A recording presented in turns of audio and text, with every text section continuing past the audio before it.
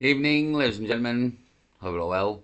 The Book of Enoch, part three of the Book of Enoch. It's a while since I've done part two, to be honest. But yeah, so just a bit about the Book of Enoch, really, and the giants and the Nephilim and the fallen angels. This is Unraveling the Scriptures channel, 319,000 subscribers. So it's surprising how many people do know this crack, to be fair. Um, So yeah, the giants, David and Goliath, being one of the most famous. Goliath's mentioned here, and the Battle of 10,000 against four kings. So let's just have a listen. It's 42 minutes long, so there's no way I'll be able to play anywhere near all of it anyway. So go and watch it on Unraveling the Scriptures if you want to watch the end of it, but I'll give you a sort of taster of what the Book of Enoch was about. Channel. In the Bible, there are stories of giants who walked the earth, colossal beings who challenged entire armies and kingdoms. But who were they? Arba, the supreme ancestor of the giants, the enigmatic 5 races of giants that existed in ancient times, the revenge of Goliath's brother, who swore retaliation against Israel, and an almost forgotten epic conflict, 10,000 giants facing just 4 kings. Are they just legends, or are there more hidden truths in these stories? Why were these creatures so feared, and what was their final fate? Get ready to dive into a journey through the past, revealing the mysteries of the biblical giants and the titanic battles that marked history. What you are about to discover will challenge everything you knew about these legendary beings. The giants of the Bible, Arba, Goliath, and the War of 10,000. The biblical giants make their first appearance early in the book of Genesis in chapter 6, where one of the most intriguing accounts of the scriptures is revealed. The text states that the sons of God saw that the daughters of men were beautiful and took them as wives, creating a hybrid lineage of beings known as the Nephilim. So as we've been saying, that's basically the mention of it in our Bible, and the Book of Enoch that describes this in detail. Has been removed, and any kind of real mention of it was made more palatable to people in a way, both by the Council of Nicaea in 312 AD and King James in about the 1300s, I believe. King James translated it to English and took a bit out as well, but not as much as the Council of Nicaea, I believe, possibly in Rome. So yeah, the Bible's, again, the Ethiopian Bible, I think, has 88 books. Ours only has 66. I think the Catholic has 72. So, yeah, but what's in and what's out. But again, it just describes in detail this passage that is in Genesis that mentions the Nephilim. These colossal creatures, described as giants, inhabited the earth before the flood and, surprisingly, reappeared after it. But who were these sons of God mentioned in the holy text? The answer lies in the very root of the Hebrew term used, B'nai Ha-Elohim, which in Aramaic is B'nai Elaha. Both expressions are traditionally associated with angels and celestial beings, making it clear that the giants were, in fact, the result of the union between humans and fallen angels, those who abandoned their heavenly home and became corrupt. In other words, the giants were descendants of the ancient demons. The book of Genesis makes it clear that, before the flood, these beings proliferated and spread terror across the earth, corrupting humanity and contributing to the chaotic state that led God to send the great judgment of the waters. However, the text also mentions that after that time, meaning after the flood, they mysteriously reappeared on earth. But how was this?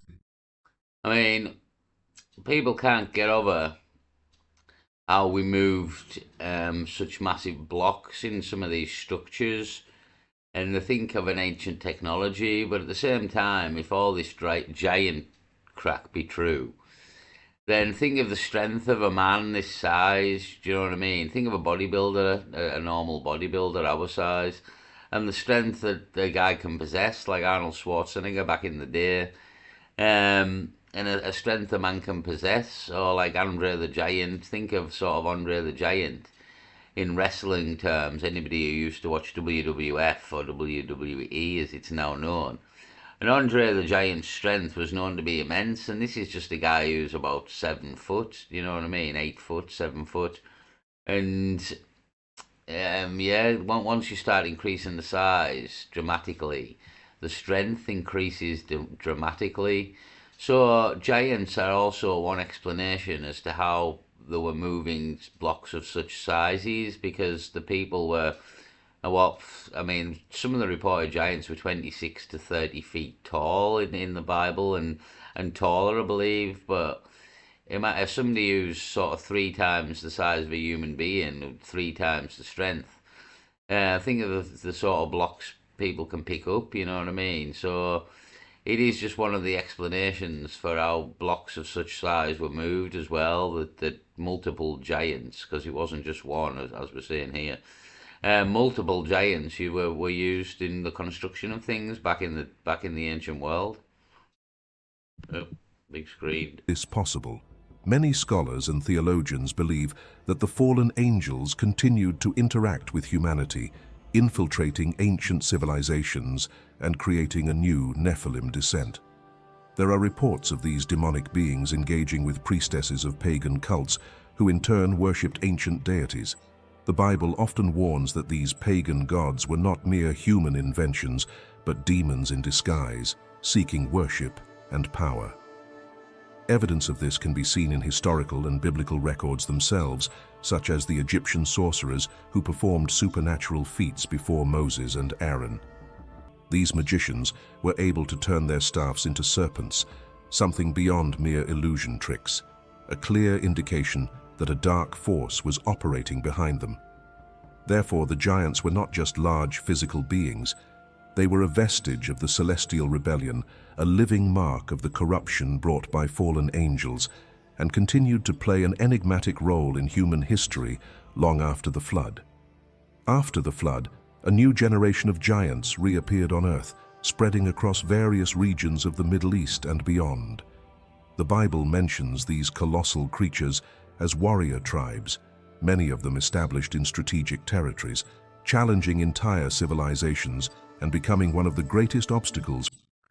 So after the flood, and could these people or giants still exist today?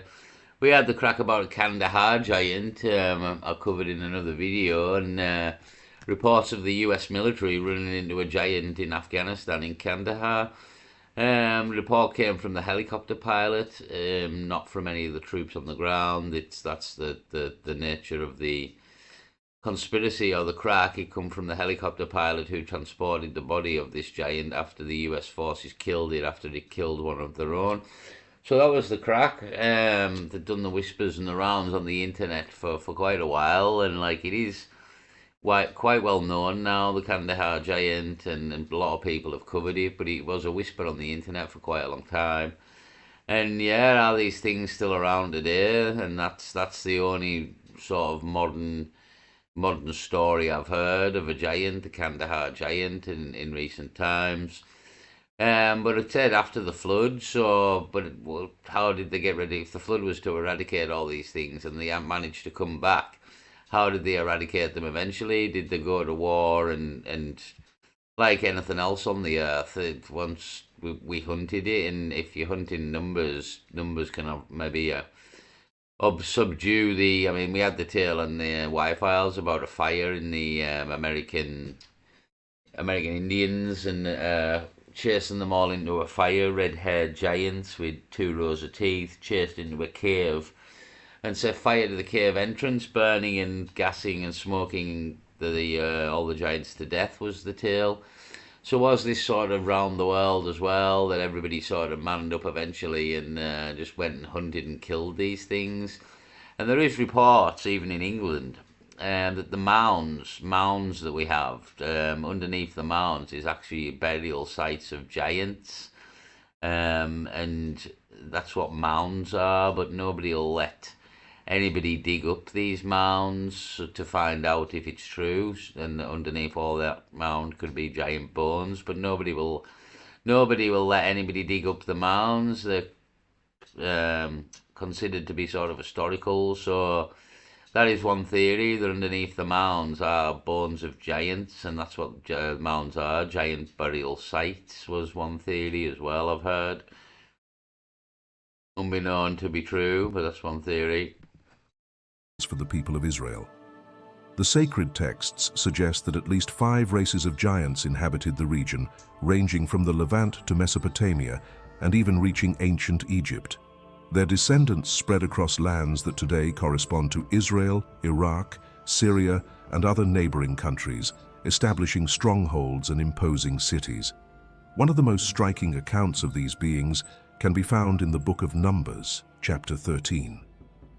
When the Israelites were sent to spy on the land of Canaan, they were terrified upon seeing the descendants of Enoch, one of the most feared tribes of giants. They described the Anakim as enormous and frightening creatures, so colossal that, in comparison, the Hebrews felt like grasshoppers. Furthermore, the accounts highlight the strength and numbers of the Canaanites, who Yeah, it's a very famous story in the Bible, this, and one where God tells them to go and kill everybody, including the children, because they're all the offspring or descendants of the Nephilim, and that's what the flood was about, killing the Nephilim and destroying the Nephilim, and these were, again, the Nephilim descendants. So there is a famous tale in the Bible where people talk of, this is where people often misplace God with Jesus and think God's this loving hippie kind of being, where God is not. God is not that person, and he is harsh but fair, and he he judges. And again, the tale in the Bible is that God tells them to sneak in the night and kill them all, women, children, and men, in their beds while they sleep, I believe is the tale, and that's come from God himself. So a lot of people misplace God and Jesus, I believe, and think that God is this all-loving being, when he is not. He is harsh but fair. And people ask why there's death and murder in the world and everything. Well, too, because God is harsh but fair. He's not this all-loving being. He is not Jesus. And 2, it's free will of man and woman and mankind, and the right to do what you want and choose to do what you want. So if man chooses to murder, that's in no way God's fault. If an army fires a missile, that's in no way God's fault. So free will is why the earth is so bad. But yeah, God is not Jesus. God is not is harsh but fair. And in one passage in the Bible tells can't remember who, to go into Canaan and kill them all in the sleep, including the children, because they are the offspring of the Nephilim. whose cities were impressively fortified and defended by these supernatural beings. But who were these 5 races of giants? What was their origin and the meaning of their names, given by the peoples of the time?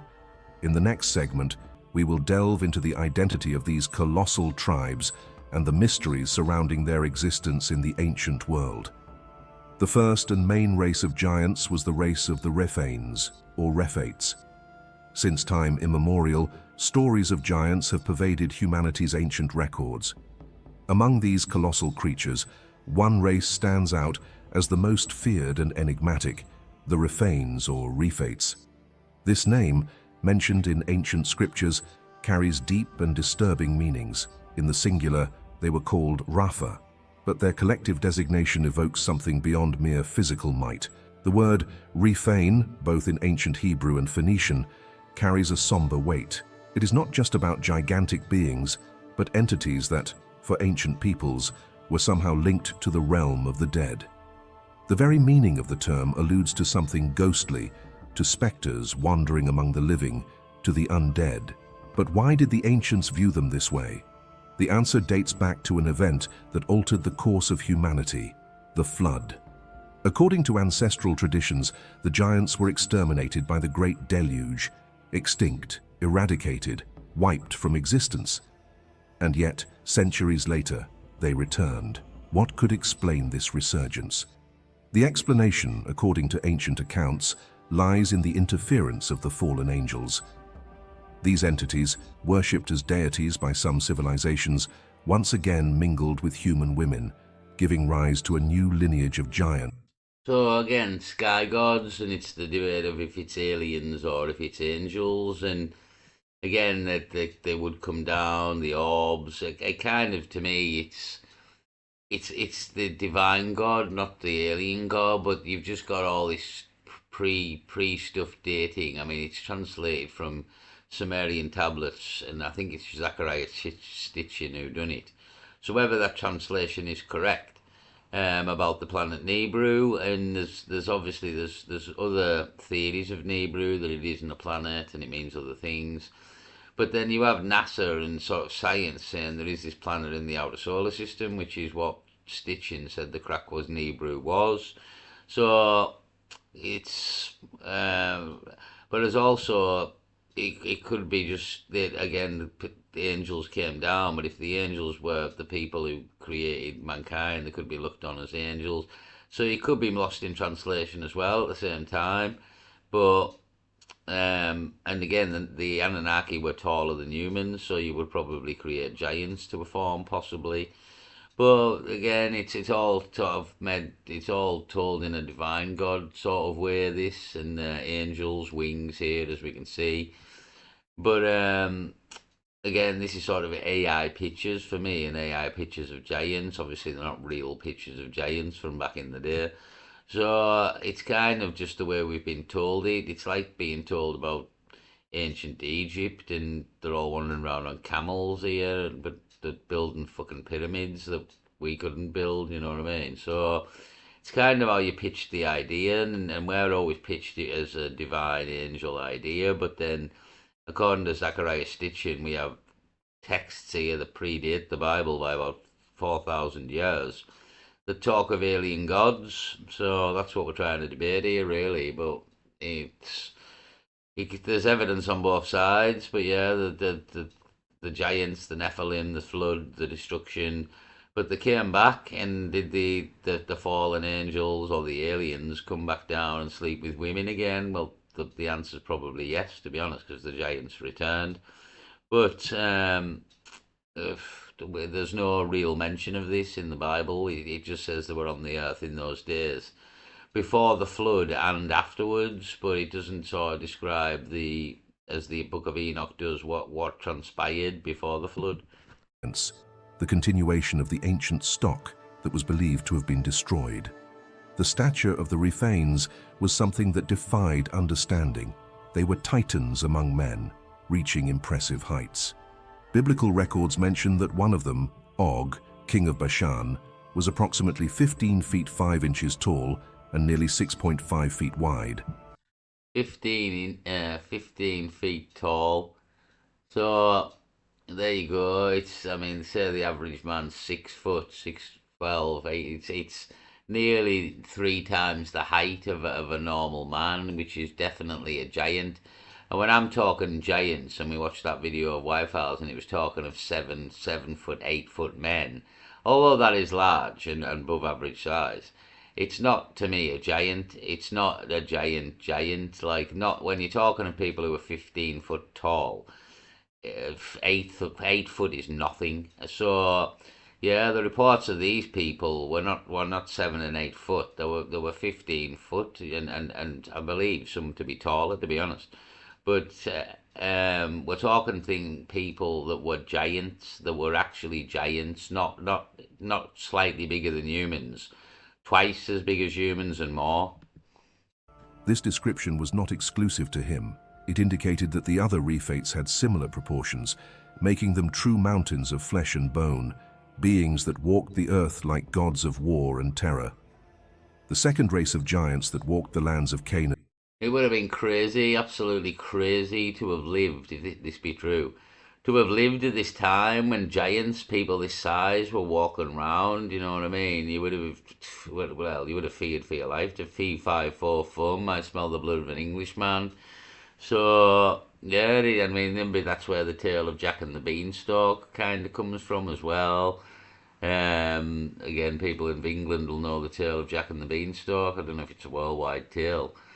Um, but yeah, we have these tales of giants in lore and in history, and again, imagine being alive and witnessing somebody this tall, 15 foot tall, and the strength and the power that somebody would possess, being 15 foot tall or taller. It would be unbelievable, to be honest, unbelievable. And it kind of is. That's why, in many ways, it was removed from the Bible, because it made it more palatable. People were struggling to believe that people of this stature and strength existed, but it is very much a key part of the Bible and the history of the Bible and the flood. And terrified many has been well known thanks to novels and Hollywood films, the Anakim. If there was a race of giants that struck fear and dread in the lands of Canaan, it was the Anakim, the feared sons of Anak. Unlike the Rephanes, whose name evoked the world of the dead, the Anakim carried in their very name a troubling revelation about their origin. The term Anak was not just a name, it was a clue about the lineage of these colossal beings. Derived from ancient Sumerian, Anak or Anakin meant something that completely changed the perspective on these giants, children of those who fell from the sky. This definition alone is enough to cast a shadow over the true nature of the Anakim. They were not seen only as enormous and powerful beings, but as So children of those who fell from the sky, again, could be aliens, could be angels. But again, it's the Sumerian text, as he said there, but Zachariah Stitchens took it another way and started talking about aliens here. And again, he could very much be wrong, and it is talking about, it is a biblical still text, and it is talking about fallen angels and not aliens, and the mistranslation or a lie or whatever you want to call it. It's wrong, and it is all based on a biblical thing. It is a one true divine God, and the only real thing that swears it back in the side of Stitching and Nebrew is the thing I showed you about NASA thinking that there's a planet out there in the outer solar system, which kind of backs up his theory of Nebrew. So other than that, though, it can still all be put down to divine gods, a lot of it, and as I've said, even building large structures could be put down to giants as well. So again, very interesting, very interesting. direct descendants of the entities that came from the sky. The ancient pagan gods worshipped in regions of the Middle East, Africa, and Asia. Their parents, their progenitors, were not mere mortals, but those who, according to ancestral traditions, fell from the heavens and gave rise to a race that defied the natural order. Whenever the Anakim were mentioned in ancient records, the emphasis was placed on their immense stature and colossal strength. The scriptures describe them as formidable warriors, so tall that they surpassed ordinary men by more than 6 or 10 feet. Estimates suggest their height ranged from 11.5 to 14.5 feet, with some accounts. Yet again, these are people I would consider giants, not 7 and 8 foot. We're talking double the size of men. So yeah, definitely giants. And again, these people are described, detailed, and their heights detailed in the Bible. And it's not 7 or 8 foot. It's 15, 16, 17 feet, and they are giants. Even suggesting they could rival the Rephanes, surpassing the 15-foot mark. If the Anakim were feared for their strength and celestial lineage, and the Rephanes for their spectral aura, there was still a third race of giants that ravaged the lands of the Middle East and spread terror throughout the Levant: the fearsome Emins. The mention of these colossal beings can be found in the sacred scriptures, specifically in the book of Deuteronomy 2:10-11, where it is written, "The Emims formerly lived there, a people great and numerous and as tall as the Anakim." Here there is a crucial detail. The sacred text itself emphasizes that the Emims were as tall as the Anakim, suggesting that these titans also surpassed 13 feet in height, possibly even rivaling the Rephaim themselves. The idea that these giants were a terrifying threat resonates even in the meaning of their name. The term Emims, according to Rabbi Rashi, can be translated as fearsome or monstrous.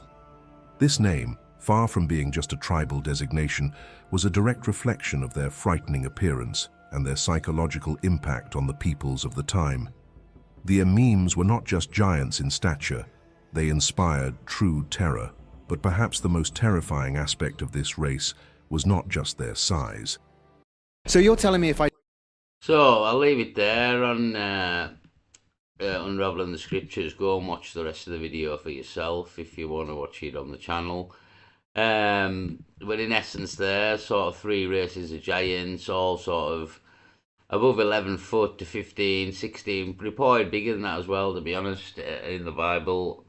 And yeah, the Nephilim, offsprings of the fallen angels, as the book of Enoch, and removed from the Bible to make it more palatable because, well, crazy stuff, to be honest, crazy stuff. But then again, these people or these giants were again said this is why the flood came about, because they eventually turned on mankind, started eating mankind because of a lack of food. Because these people ate a lot, again due to the size of them. Imagine how much they could go through in food. Um, and obviously look at the muscle. They were supposed to be muscle war machines, as it says. So very interesting to me. And again, when this was sort of started explained to me, and this passage in Genesis about the Nephilim and what the Nephilim were, and it made a lot more sense about the flood and as well what was going on Earth, and well, why a flood was necessary from God to fix Earth, because it had gone to shit, it had gone to bagwash down here by the looks of it, you know what I mean? There was 15-foot men wandering around here, wreaking havoc upon the land. So again, go to Unraveling the Scriptures or many other channels that talk about the book of Enoch and what went on before the flood. And again, it talks about them coming back. And I mentioned the passage in Numbers, I think it is, that talks of God killing all the Canaanites, I believe it was, in the night, in the sleep, even the children, because they were offspring of the Nephilim. I believe that was after the flood. So again, they were eradicated again because they were unholy. They were from the fallen angels, and there is just no big detail of how they come back after the flood and the angels coming back, because they were supposed to be and still are chained in the earth, is the crack in the Bible. So I just found it very interesting, to be honest. Again, it made the Bible a lot more interesting. It made the Bible make a bit more sense as well when you put all the information back in that's been taken out. It does actually make more sense, and it might be slightly less palatable because we're talking about giants here and angels coming to earth and sleeping with women, which is a bit mental, to be honest. But at the end of the day, that's the tale. You know what I mean? That's the tale, and it's kind of what makes it the greatest tale ever told. It's much more interesting with all the giants and the angels and sleeping with women and all this crack than it is without it. To be honest, it's a lot more interesting, and again fascinating in a way as well. Fascinating because, be true, with the thought of these creatures, these beings, these giants wandering the earth and being alive to witness such things and such horrors of what they were capable of and what they did would well, it'd be horrific obviously, but it would be still a sight to see. For me, it would still be a sight to see. And who knows, maybe we did see it, maybe we're reincarnated, and maybe we've all been here before, and maybe we all got to witness all these times in previous lives, and we have witnessed the terror of the giants. I'll leave it there, but if you want to go and look into the book of Enoch more, go and have a look into the book of Enoch, because it's very interesting. And I'll maybe cover more of it or cover other things that have been deleted from the Bible, but I'll just leave it there for now on the book of Enoch. Go and watch this channel or other channels and find out more for yourself. I'll leave it there. Peace.